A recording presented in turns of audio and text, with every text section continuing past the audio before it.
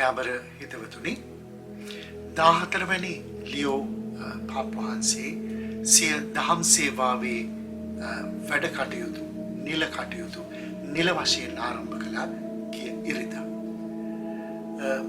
අප මීට කලින් වැඩසටහනකදී කිව්වා පාපවහන්සේ කරන්නේ සේවාවක් දහම් සේවාවක්.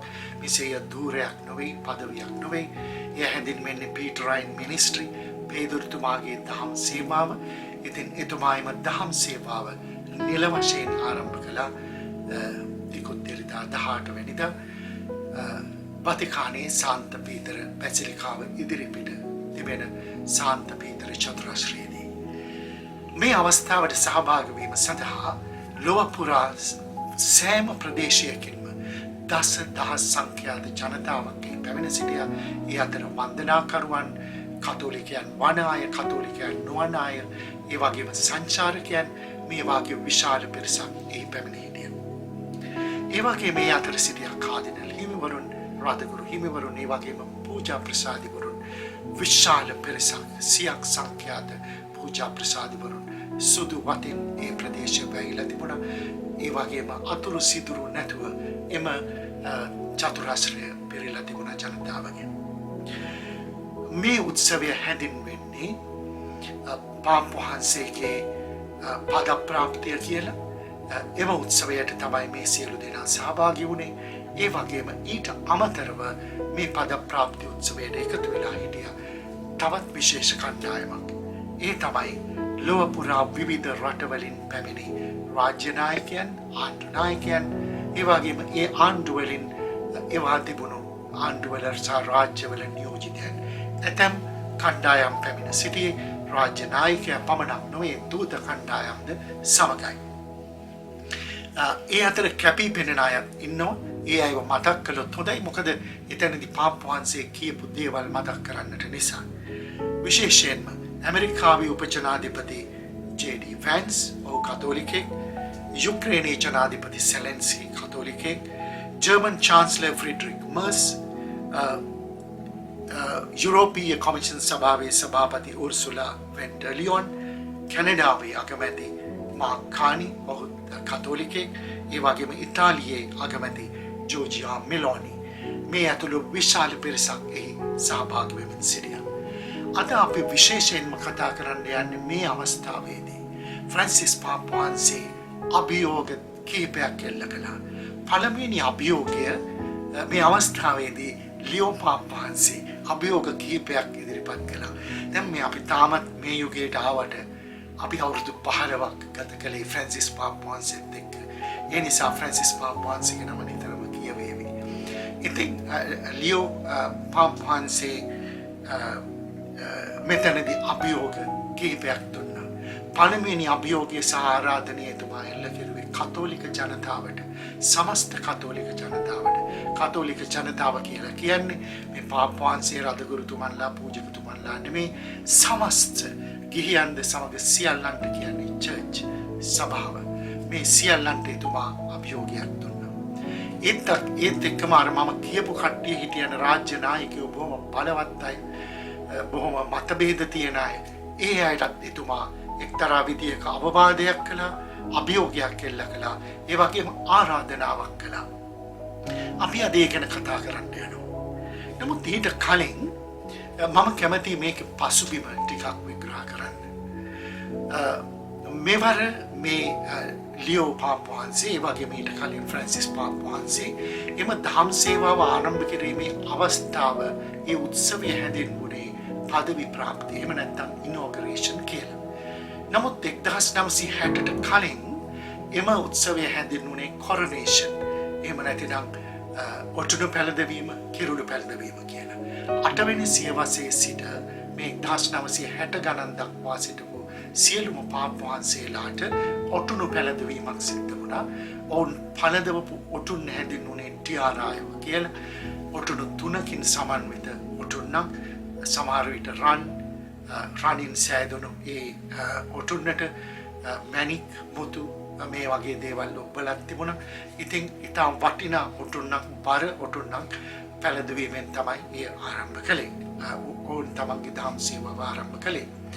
හැබැයි සයිමනි පාවුල පාප් වහන්සේ සභාවේ විශාල පෙරලියක් කළ පාප් වහන්සේ කෙනෙක්. එතුමා තමයි දෙවැනි වතිකාන කතිකාව නමින් හැඳින්වුණු කතෝලික සභාවේ මහා ධර්ම සජ්ජායනාව සාර්ථක සමාප්තියකට පත් කළේ. ඒ සමාප්තියට පත්වෙන්නට ආසන්නයේ තිබියදී එතුමා ඉතා වැදගත් සංකේතාත්මක මෙහෙයක් කළා. ඒ මෙහෙයේදී එතුමා තවත් වැදගත් දෙයක් අමතක වෙන්න කලින් කියන්න ඕනේ. ඒ කාලේ පාප් වහන්සේලාට ඔටුන්නක් පවණක් නොවේ සිංහාසනයක් තිබුණා. ඉතින් මේ උත්සවයේදී එතුමා පාප් වහන්සේගේ සිංහාසනයෙන් papal throne බැස ඇවිත් එතුමා පූජාසනය සාන්ත පීතර බැසිලිකාවේ පූජාසනය පියගැට පෙළ දිගේ පූජාසනය වෙතට ගිහින් පූජාසනය මත තැබුවා තමාගේ කිරීටය. තමා පැළඳ සිටි ටියාරාව ගලවලා ඒ අල්තාරිය මත ඒ පූජාසනය මත තැබුවා. පූජාසනය බොහෝ විට හැඳින්වෙන්නේ යේසුස් සමඳුන්ගේ සිරුර කියලා.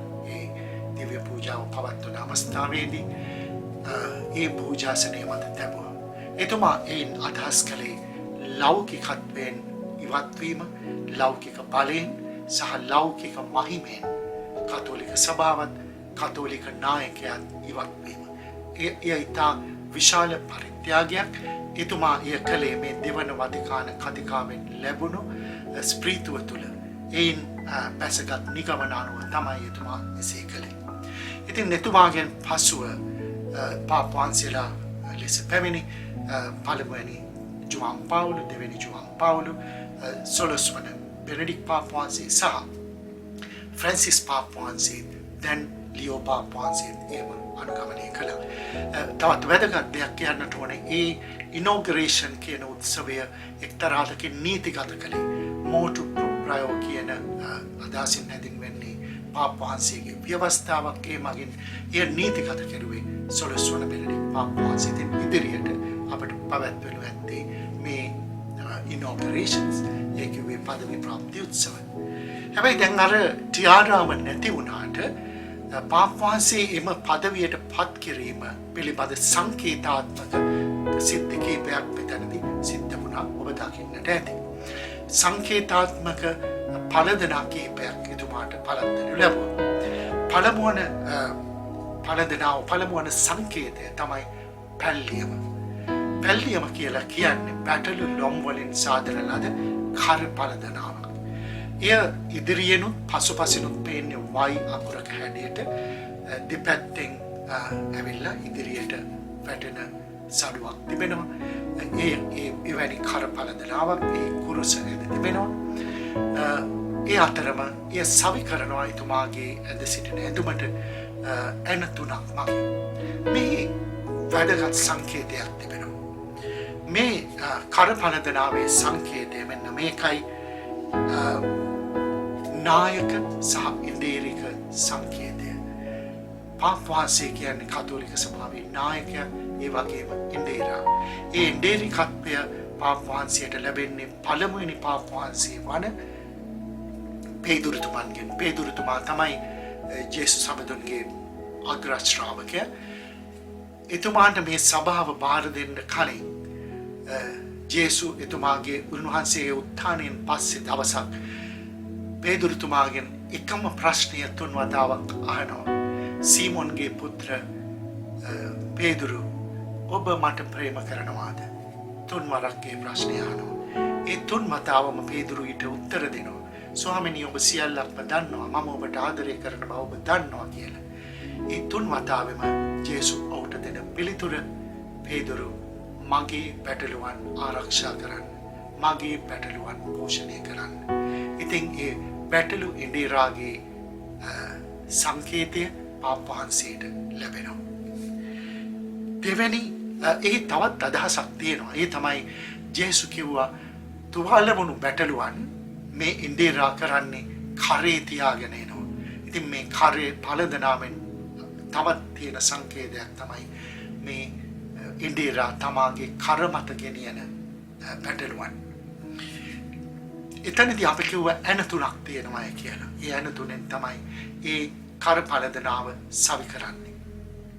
මේ ඇන තුලින් සංකේතවත් කරන්නේ ජේසුස් හැමදුන් කුරුසියේ ඇන ගසන අවස්ථාවේ එතුමාගේ දෑතටත් දෙපායටත් ගැසූ ඇන තුන.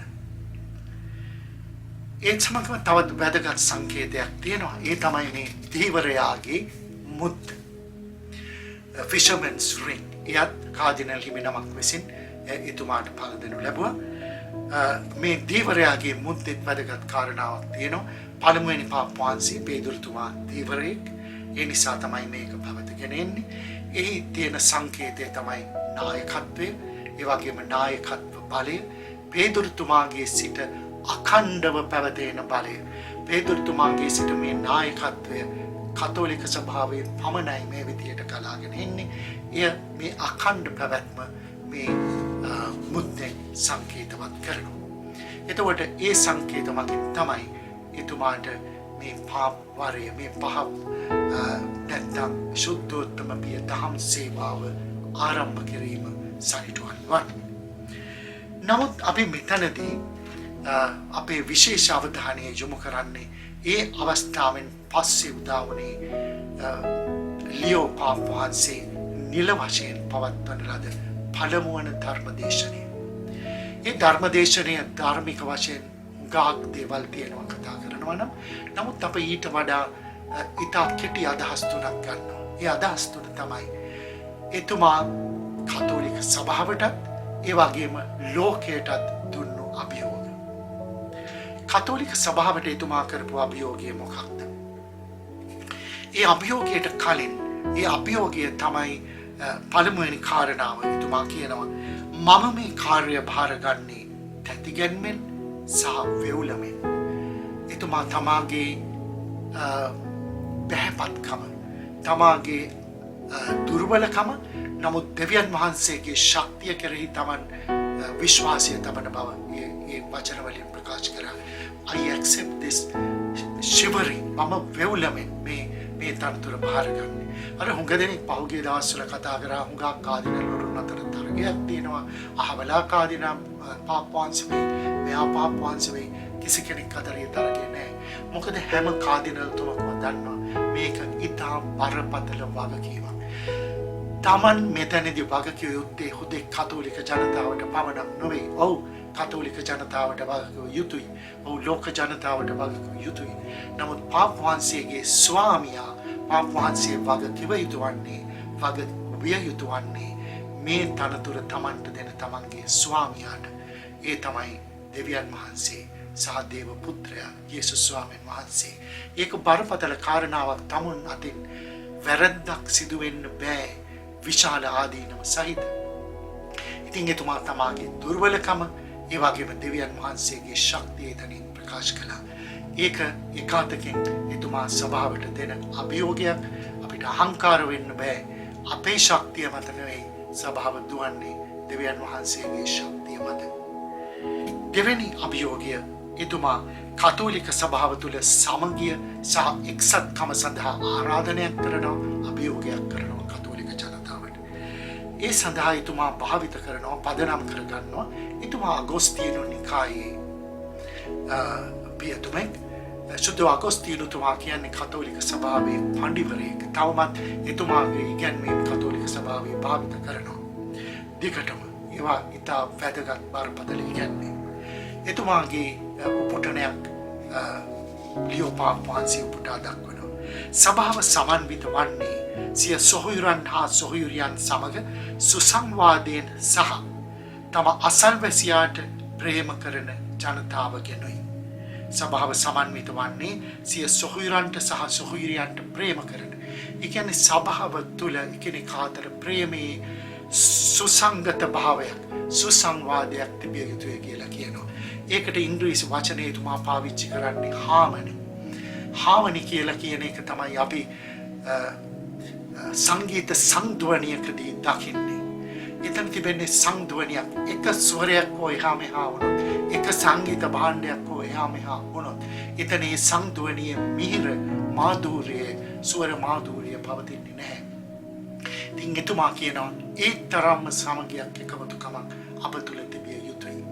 ඒ වගේම අප තුළ තිබිය යුතුයි අපේ අසල්වැසියා වෙත ප්‍රේමය.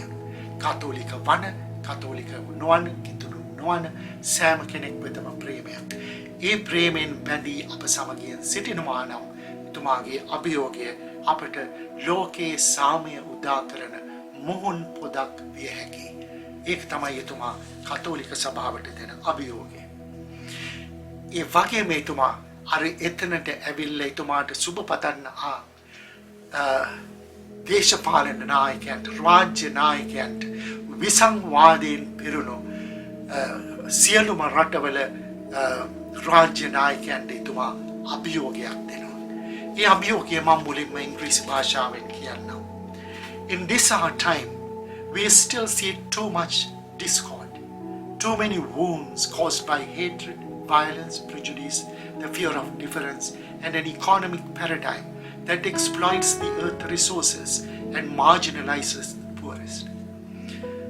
ඒක අප මා දල වශයෙන් මෙහෙම සිංහලට පරිවර්තනය කරනවා. අප ජීවත් වන මේ කාලේ අපි තවමත් ඕනෑවටත් වඩා විසංවාදයන් අත්දකිමින් සිටිමු. එසේම වෛරය, ප්‍රචණ්ඩත්වය සහ හිංසනය, పూర్ව විනිශ්චය, ප්‍රජුඩිස් සහ විවිධත්වයට ඇති බිය නිසා ඇතිවන තුවාලත්, මිහිතලයේ සම්පත් සුරා කෑමේ සහ අන්ත දුප්පත් ජනතාව කොන් කිරීමේ ආර්ථික ප්‍රවණතාවකටත් අපි මුහුණ දෙමින් සිටිමු. එතුමා හුඟක් වචන වලින් කියන්න ඕනදී තනි ඉංග්‍රීසි වාක්‍යයකින් කියනවා. මෙතනදී එතුමා කියනවා විසංවාදයන් නිසා තුවාල වෙලා තියෙනවා.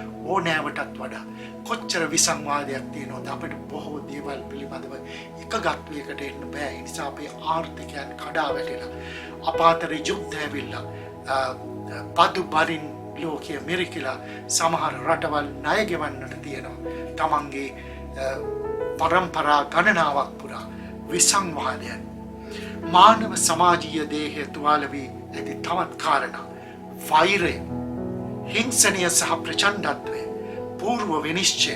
මේක නිසා බොහෝ අරගල ඇති වෙනවා. මුස්ලිම් ජනතාව කෙරෙහි, ජුදෙව්වන් කෙරෙහි, දෙමළ ජනතාව ගැන, මේ ඇතුළු විවිධ රටවල් වල තව ජනතාව ගැන අපේ තියෙන పూర్ව විනිශ්චයන් මේවත් මේ මානව දේහය තුළ විශාල තුවාල ඇති කිරීමට හේතු වී තිබෙනවා. එතුමා ආර්ථිකයත් පරිසරයත් එකට අරගන්නවා.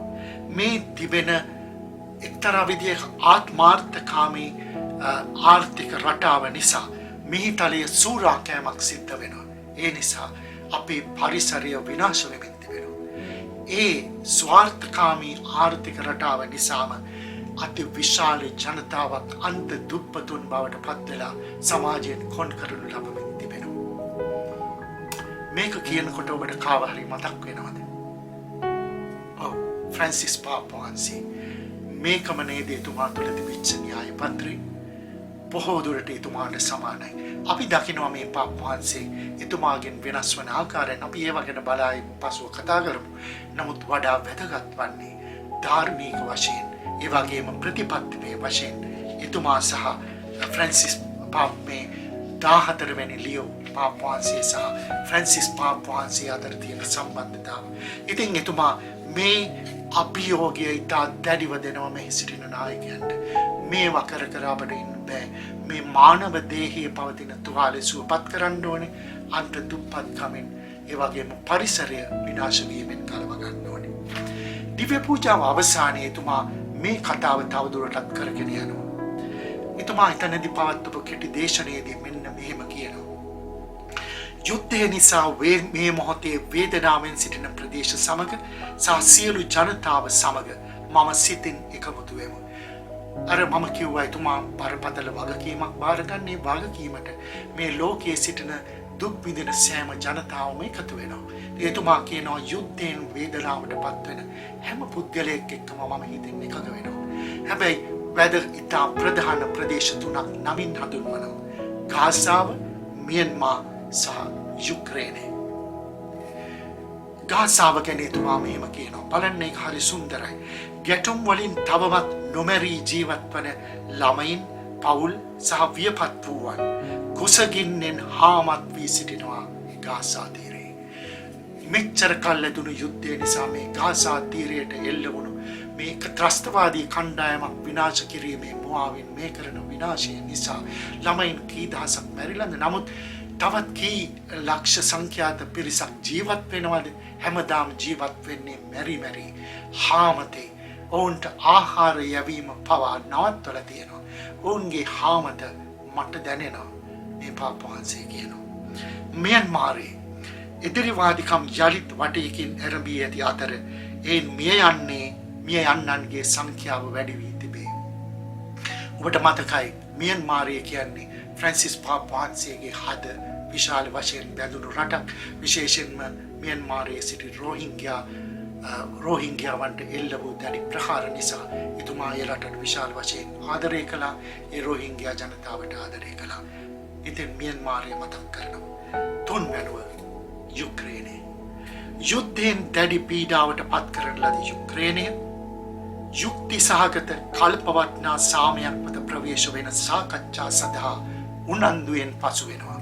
එතුමා පෞද්ගලිකවම එතුමා පත්වෙච්ච දවසේම දුරකථනයෙන් කතා කළා ජනාධිපති සෙලෙන්ස්කිට. බොහෝ වෙලාවක් කතා කළා. එතුමා සෙලෙන්ස්කිගේ අදහස් දැනගන්නට ඇති.